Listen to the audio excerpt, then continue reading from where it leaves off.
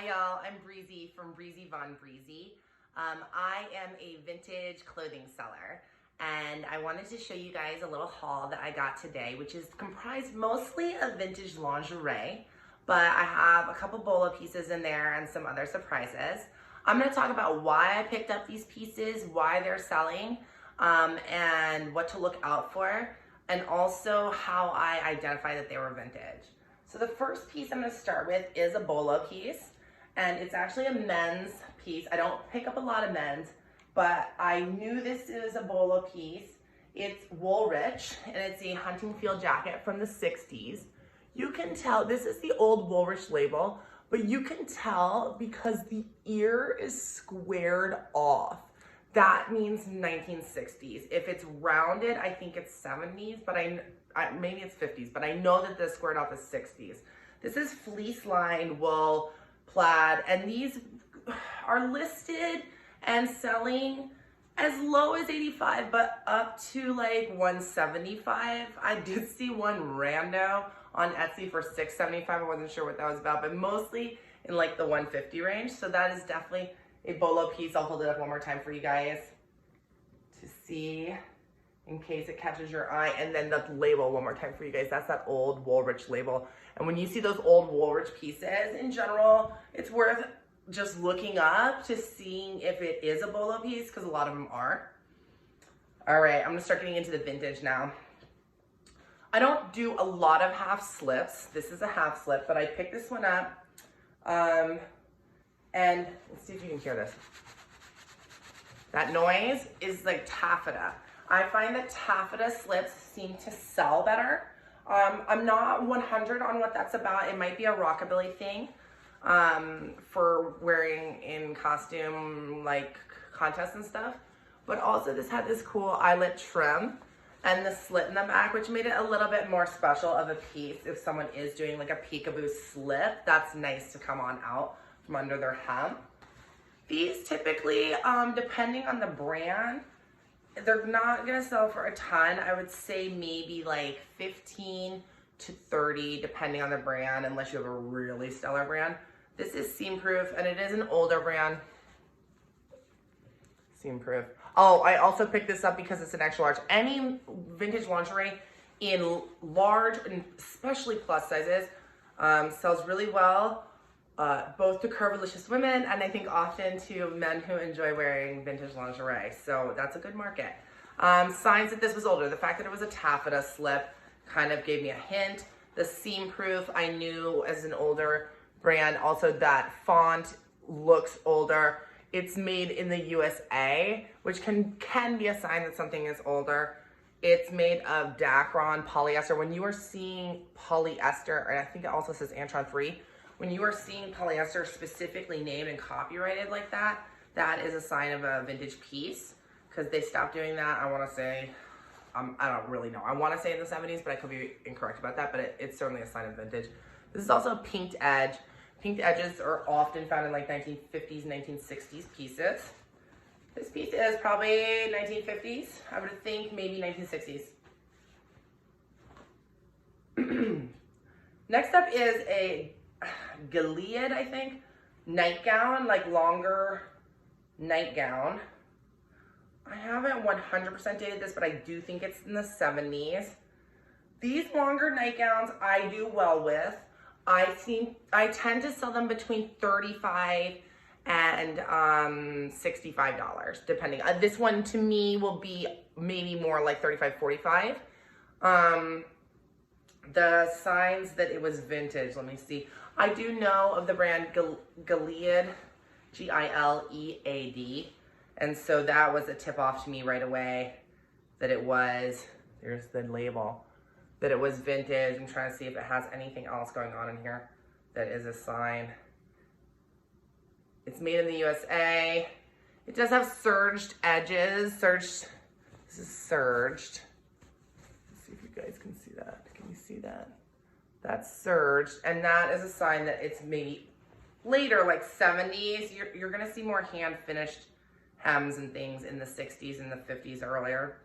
But even though this is polyester as opposed to silk, it is very pretty in the bodice, and these just tend to do well. I always believe if you can model it, to model it, because the body just will show clothing so much better, I think. And maybe that's why I am able to get the prices I am able to get. Okay, next up is Victoria's Secret Gold Label. I just started to get into this. This does have a loyal following. I think it's mostly the 80s. Could be. I know they started in the 70s. This looks 80s to me though, and it's a high leg. These high leg teddies sell like hotcakes. People love these things. I sell anywhere from like 25 to 45 on these. This one I might get a little more for because it is beaded. It's a Victoria's Secret Gold Label. Size medium.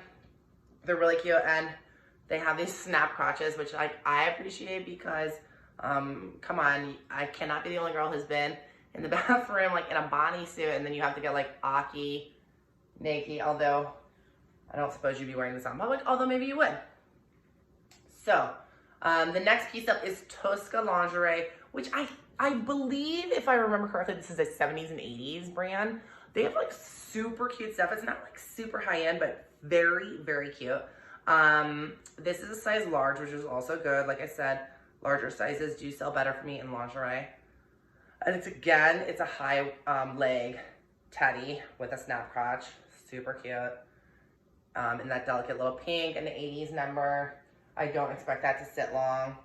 This piece is, I actually had to look up the RN on this. Okay, here's how I knew this piece was vintage. It had the Union label right there, and that is a 60s, 70s Union label.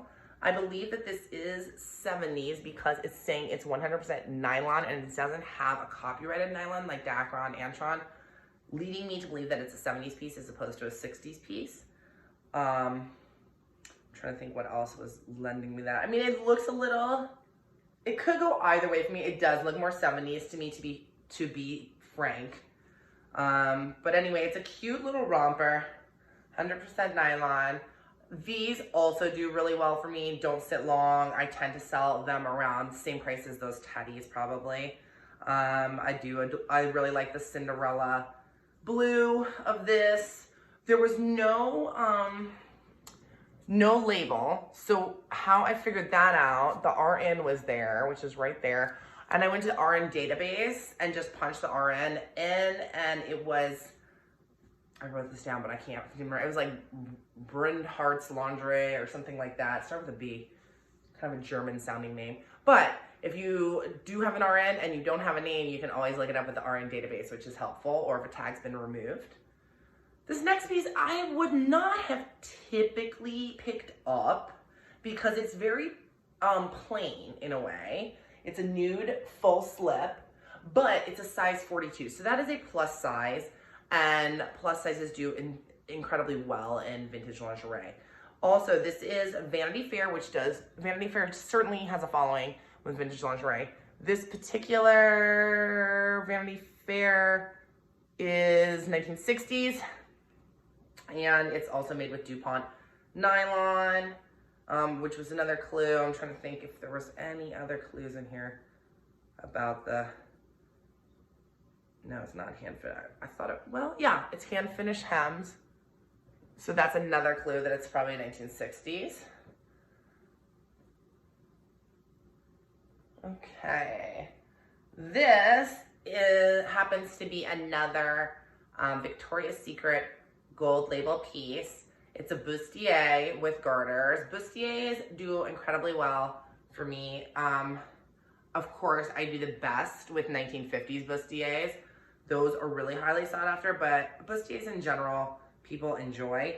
They can wear them as lingerie, and they can wear them as part of clothing. Now, this did not have the label, it was cut out, but it did have this label in there, which looked familiar to me. It looked like Victoria's Secret Gold Label. I was able to look up the RN on the RN database and check to make sure it was Victoria's Secret Gold Label, and it was made in Hong Kong, showing me that it was indeed a vintage piece of Victoria's Secret. So also another thing about this piece is you can just tell, I'm sure from me holding it up, that it's gonna photograph incredibly well. I can do a flat lay with this very simply that will pop both in the cover pic on whatever platform I put it on and on Instagram to catch attention. So that's just a really good piece to pick up for a lot of reasons, marketing, what have you. The last piece on this haul is not vintage, but I wanted to talk about it. So I picked this up last minute as I was about to check out, and it's actually just a Revolve piece. It's the brand Sailor. That's a Revolve brand. Revolve brands to me are, if you are in resale, you'll know this. Revolve is like the new Anthropologie to me. So when back in the day, if you were in this back in the day, we all memorized Anthropologie brands, and you used to pick up Anthropologie dresses and flip them for like $50 to $100. It's like easy peasy. Now I feel like Revolve has turned into that. So I do like to pick up Revolve when I see it. It's a quick flip.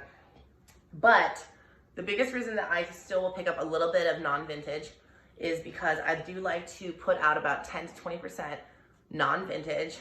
I think that it attracts buyers who aren't necessarily buying vintage right now.